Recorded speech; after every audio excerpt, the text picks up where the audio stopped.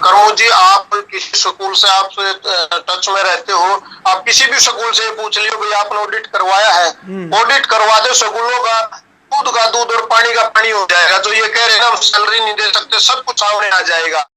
कोई भी स्कूल खुलता है वो एक सोसाइटी बनाई जाती है। अच्छा। और एक एग्रीमेंट किया, एक साइन किए जाते हैं जी हम ये स्कूल खोलना चाहते हैं, ये नो प्रॉफिट नो लॉस पे होगा, सिर्फ जितना खर्चा है हम उतना खर्चा लेवाएंगे और बाकी समाज की सेवा करेंगे, इस बेस पे स्कूल खोले जाते हैं। तो फिर उसके बाद तो no loss no profit readymade garment showroom के ऊपर बन गई है। हमने देखा है जूते जराब और जो ड्रेस बदलवा दी जावा आए साल या 2 साल के बाद, तो उसमें फिर दुकान बंदी हो भाई, फलानी दुकान पर मिलेगी ड्रेस, फलानी दुकान पर मिलेंगी बुक्स, तो ये और तक क्यों पहुंच जाए मामला। अगर डीओ जो डिपार्टमेंट है, ये जो डिस्ट्रिक्ट एजुकेशन ऑफिसर हो, अगर ये टाइट हो जाए तो मैं ये कहता हूँ यार एक दिन में सारी दुकान पे स्कूल बन जाएंगे, जो 10-20% जो पूरे समाज ने पूरे सिस्टम ने खराब कर रहे हैं। मतलब आप नो कहना चाहो भाई सुई का दान करें बदला में जाज लीजिए, दिखावा है भाई सोसाइटी है। हाँ। सोसाइटी है लेकिन बदला में वो सोसाइटी का मुखौटा दिखा के हाथी के दांत दिखाने के और खान के और नहीं, हकीकत में कागजों में दिखाते जी हम तो नो प्रॉफिट नो लॉस पे चला रहे हैं, 1 रुपया आमदनी नहीं हमने स्कूल से। अच्छा। और हकीकत में अच्छा होता इस शिक्षा का सदुपयोग समाज में देने पाते। मैं कई बार कहा करूँ व्यक्ति विद्वान हो, व्यक्ति बलशाली हो और जो निस्वार्थी हो उस पर का देशभक्त कोई को नहीं। लेकिन दूसरा पहलू इसका यूँ है व्यक्ति बलशाली हो, व्यक्ति विद्वान हो और व्यक्ति जो स्वार्थी हो उस पर का खतरनाक धरती पर कोई को नहीं, या बिना सिर पैर की बात करा को नहीं, अड़े के तड़े को नहीं मारा। हाँ हम अपनी बात बिना रुके, बिना झुके, बिना थके, बिना बिके, बिना बके कमांगे बेबाकी के साथ। सारे भाइयों ने राम राम भाई, मैं उतारा देसी पत्रकार करमू और इस टाइम लाइव अपने दर्शकों जुड़ गए। हाँ और तो हमने कहावत सुनी होगी बिला राह कठिन है दूर है मंजिल, पथ प्रदर्शक राह भटक गए। जो पथ के प्रदर्शक हों जब वो खुदे भटक जाए तो बहुत बड़ी समस्या आ जाए, बहुत बड़ी दिक्कत आ जाए। आचार्य चाणक्य ने कहा था शिक्षक साधारण नहीं होता, परलय निर्माण उसकी गोदी में खेलना है दोनों।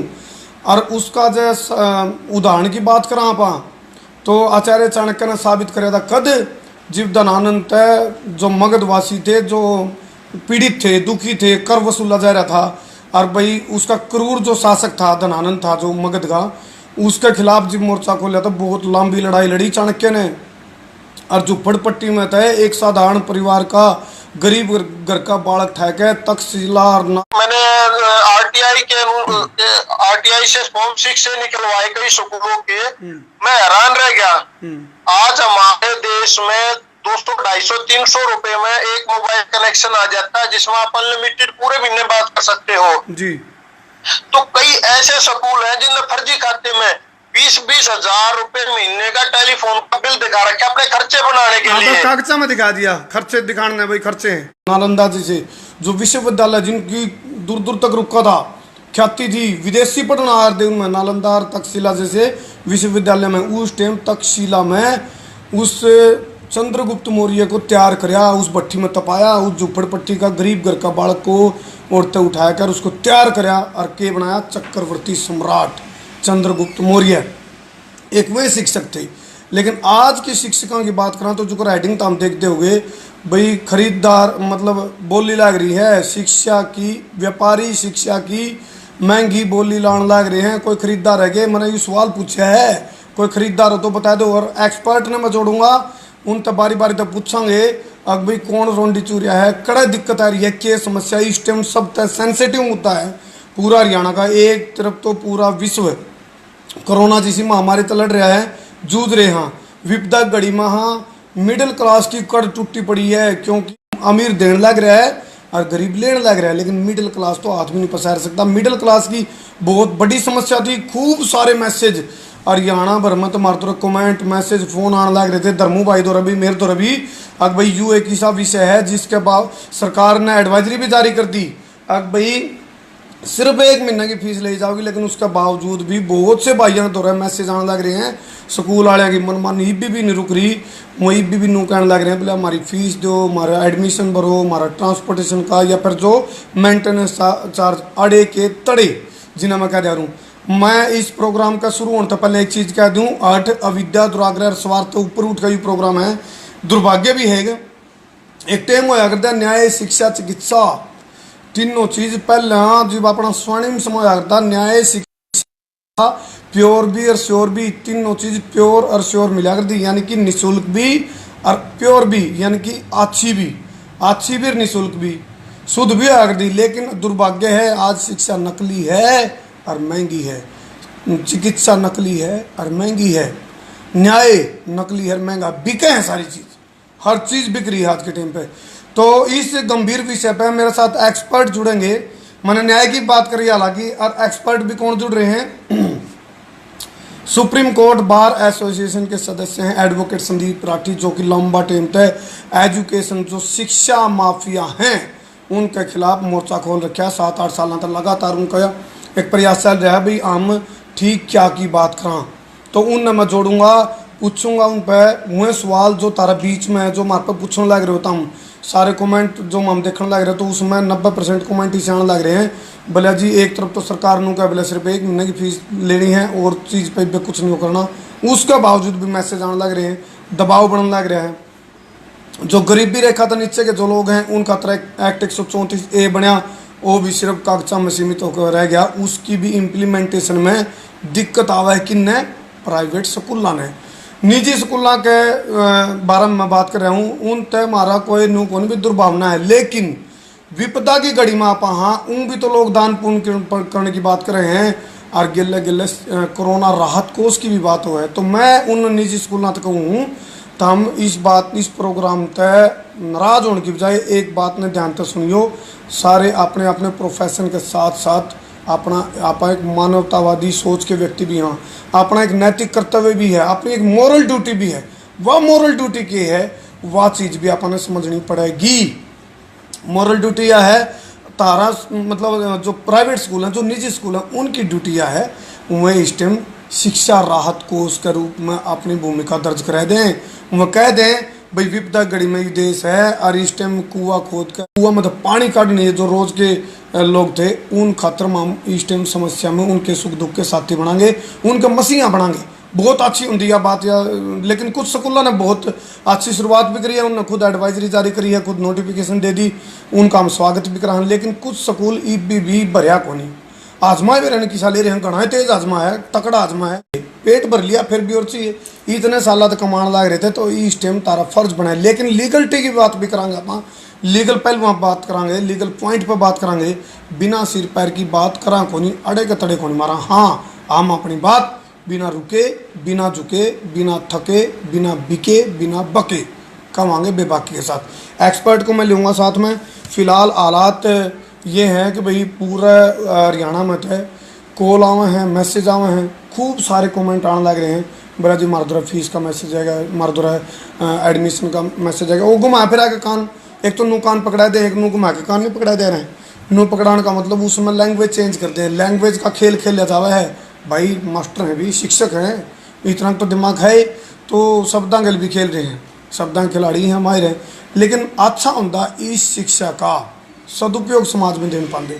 मैं कई बार कहा करूँ व्यक्ति विद्वान हो, व्यक्ति बलशाली हो और जो निस्वार्थी हो उस पर का देशभक्त कोई को नहीं। लेकिन दूसरा पहलू इसका यूँ है व्यक्ति बलशाली हो, व्यक्ति विद्वान हो और व्यक्ति जो स्वार्थी हो उस पर का खतरनाक धरती पर कोई को नहीं।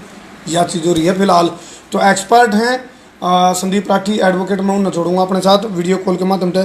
दूसरी बात यह है इनके बारे में बता दूँ, एक मामला आया था रोहतक के अंदर बस में जो लड़कियां की पिटाई करी थी लड़कियां ने, वो मामला आया था और आड़ तक बात पहुंच गई थी, लड़कियों को अवार्ड देने तक की बात हो गई थी। लेकिन एडवोकेट संदीप राठी तय जब इस मामला की जानकारी इन तक पहुंची तो इनने सारी डूंग ठाका दी, तो सारा मामला उल्टा पाया। कम है तो कुछ पाया कुछ, आथी के दांत दिखाने के और थे, खान के कुछ और थे। तो उसमें उन लड़कियों को न्याय दिलाना का काम, जिन लड़कियां की पिटाई करी गई थी, नू का कभी छेड़छाड़ करें थे, बदतमीजी करें थे, तो उनको न्याय दिलाने का काम भी एडवोकेट संदीप राठी ने कराया था। तो वह एक्सपर्ट है, मेरे गला जुड़ेंगे। और गला भाई एक रिक्वेस्ट है सारे दर्शकों से, शेयर कर दे रहो जी लागे, क्योंकि तारा से जुड़ा मुद्दा है, फिर तो हम बार बार फ़ोन करोगे, कहोगे अकबलिया जी इस यह समस्या रही है, तो हर भाई की उस समस्या का समाधान इस वीडियो में है, ध्यान से सुनते रहियो, शेयर करते रहो भाई के लिए। हेलो, एडवोकेट संदीप राठी हमारे साथ जुड़ गए, हमारे दर्शकों ने राम राम कर दो जी। संसार क्रांति के सभी दर्शकों को मेरी राम राम। संदीप भाई, मैंने हेडिंग दी है भाई, कोई खरीदार है क्या, मतलब शिक्षा की महंगी बोली लाने लग रहे हैं व्यापारी, और उसका कोई खरीदार है तो बताओ। मैंने ये हेडिंग दी है, और आप पिछले काफ़ी लंबे टाइम तक एजुकेशन जो शिक्षा माफिया हैं कुछ लोग, उनके खिलाफ आपकी लड़ाई चल रही है, तो मैंने इसलिए आपको एक्सपर्ट के तौर पर अपने दर्शकों के साथ लाइव जोड़ा है।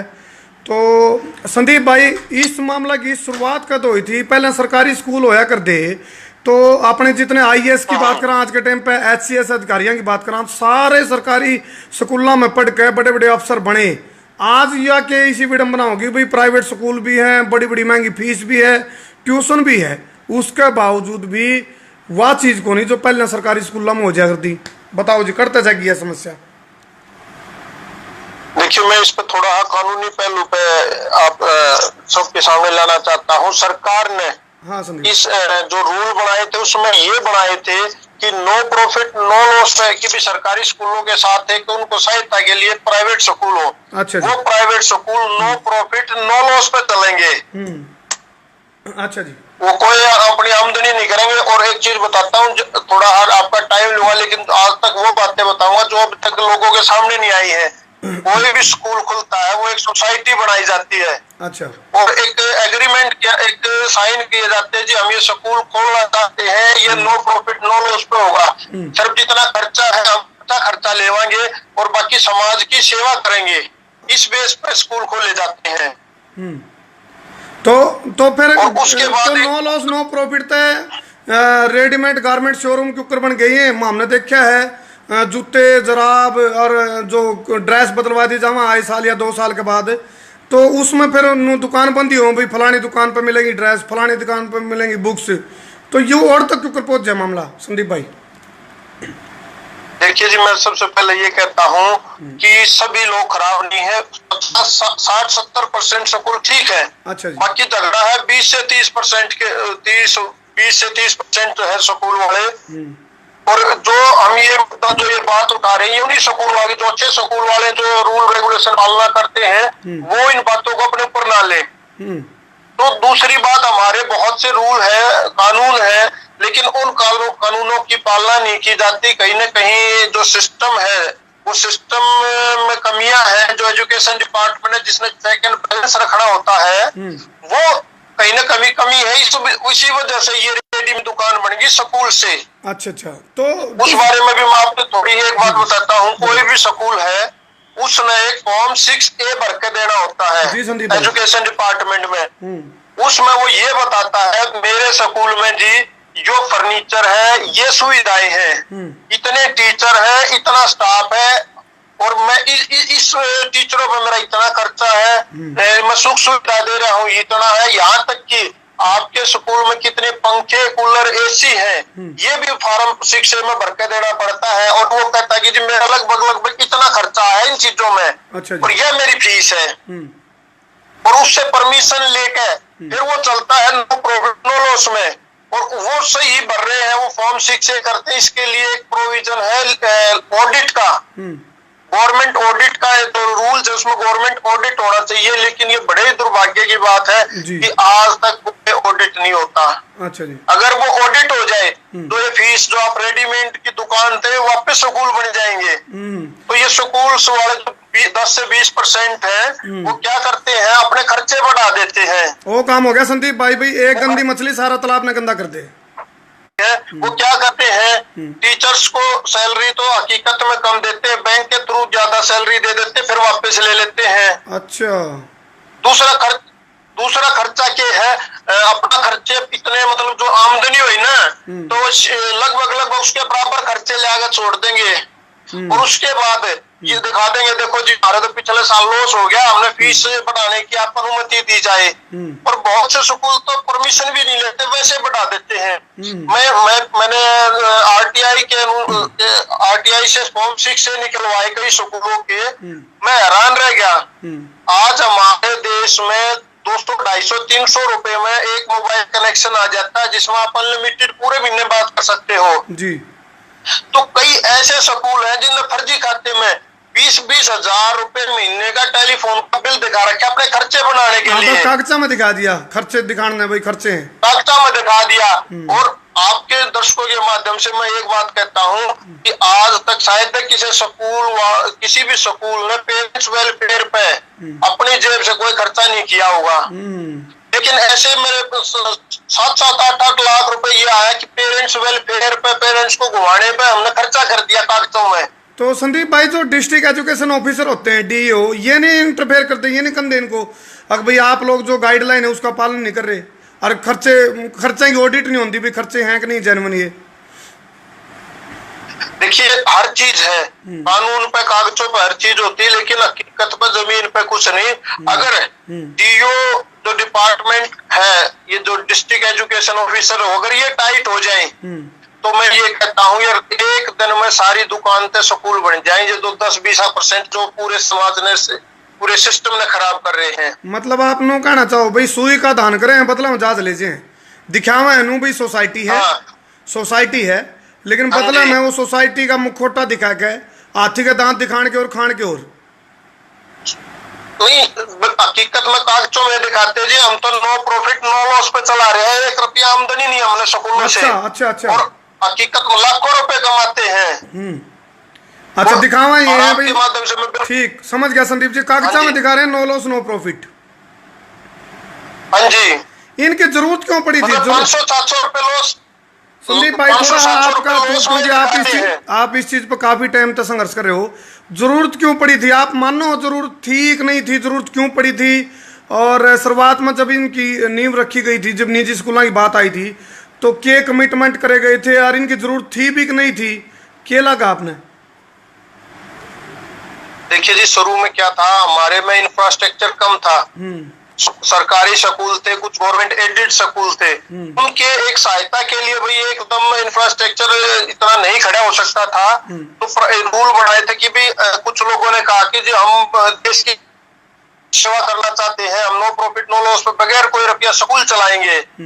तो उस जरूरत को पूरा करने के लिए ये परमिशन स्कूलों की दी गई थी, प्राइवेट स्कूलों की। दूसरी बात आपको मैं आज एक वो बात बताता हूँ जो हर पेरेंट्स जूझता है। प्राइवेट स्कूलों में आप फीस की बात करते हो 10-20%, ये जो गुलेदा करते, क्या हमने बुलाया था आपको? क्यों मत करवाते? अगर आपकी हैसियत नहीं तो हमारे स्कूल में एडमिट क्यों करवाया? अच्छा। कुछ कहते हैं कि जी ये तो ना, आपके चैनल पे मैं एक प्रोग्राम देख रहा था, एक भाई थे वो कह रहे थे कि जी अपना स्टेटस के लिए ये वो करते हैं, स्कूलों में एडमिट करवाते हैं। हर स्कूल में ये कह देते हैं पेरेंट्स को ही जूझना। तो मैं एक चीज कहता हूँ आपके माध्यम से, देखिए सरकार आपके पास नहीं आई थी, एडमिनिस्ट्रेशन के पास नहीं आता, आप एडमिनिस्ट्रेशन के पास गए, आपने कहा था कि जब नो प्रॉफिट नो लॉस पे स्कूल चलाएंगे, ऑडिट कराएंगे, जितना हमारा खर्चा ले सिर्फ खर्चा लेंगे। उसके बाद आप लोगों ने उस चीज को मैनिपुलेट करके कई गुना फीस बढ़ा दी। और जो आज फीस जो मैं आप और खर्चे छोड़ दो, जो फीस कह रहे 1 महीने की फीस है, उस फीस में जो टीचर्स की सैलरी पर जो खर्चा आता है वो 20 से 30% है बस। अच्छा, अगर कोई 1000 रुपए जो सिर्फ फीस की बात कर रहा हूँ, और चार्जेस नहीं जोड़ रहा मैं। जो अगर कोई स्कूल 100 रुपए फीस ले रहा है, तो ये कह रहे कि जब टीचर्स को सैलरी कहाँ से देंगे? तो मैं आपके दर्शकों को, सारे हरियाणा को, देश को ये बताना चाहता हूँ, जो सैलरी पे खर्चा है वो तो सिर्फ 30-40% है।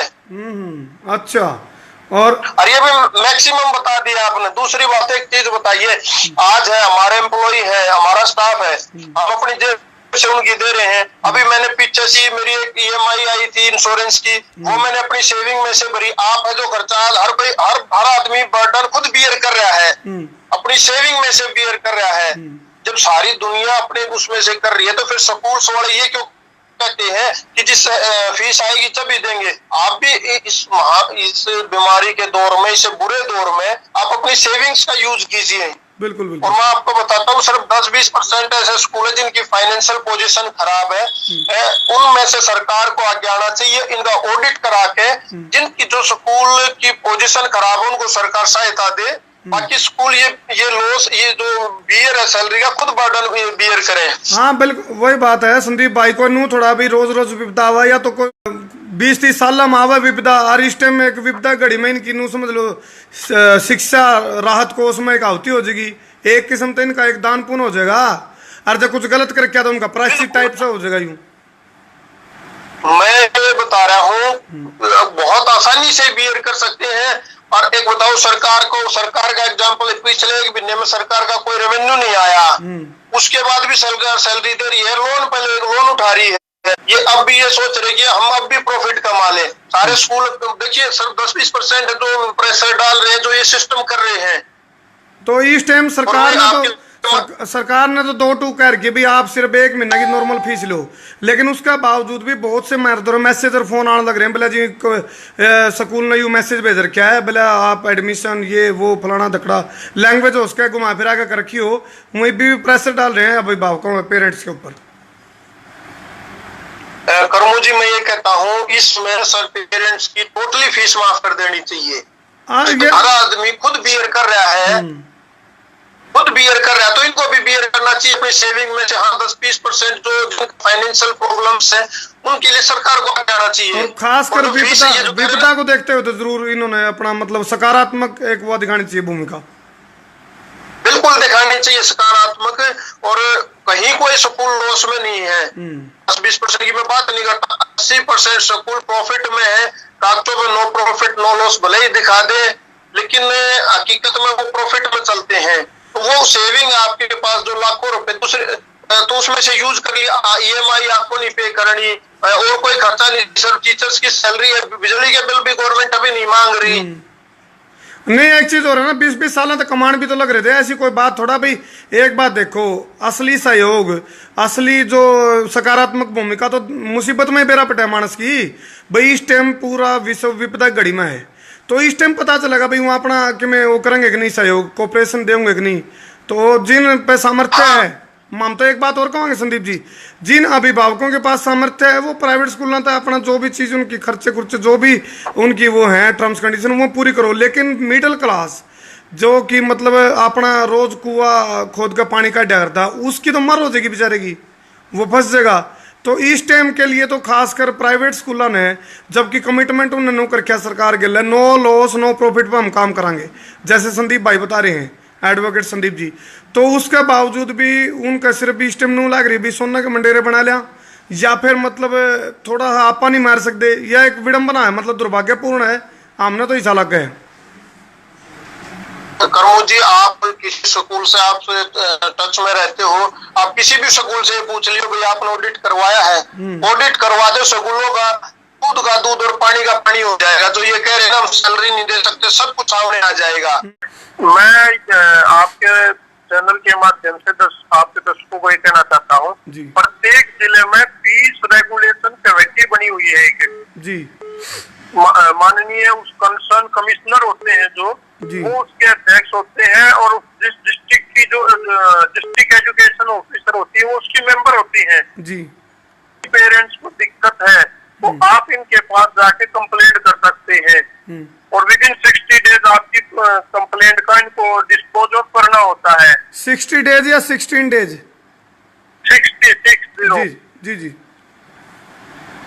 हाँ जी।